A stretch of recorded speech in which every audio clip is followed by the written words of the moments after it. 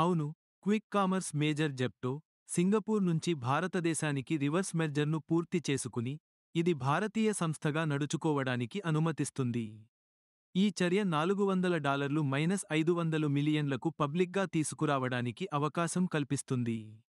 Zepto CFO ఈ వేగవంతమైన అమలును ప్రశంసించారు మరియు దీనిని చారిత్రక అని అభివర్ణించారు. ఎన్సిఎల్టి జెప్టో యొక్క మార్పును ఆమోదించింది. దాని భారతీయ company Kirana Kart Technologies Private Limited holding company అవుతుంది. ఈ చర్య ప్రముఖ భారతీయ స్టార్టప్లు తమ నివాసాన్ని భారతదేశానికి తిరిగి తీసుకువచ్చే ధోరణిని అనుసరిస్తోంది.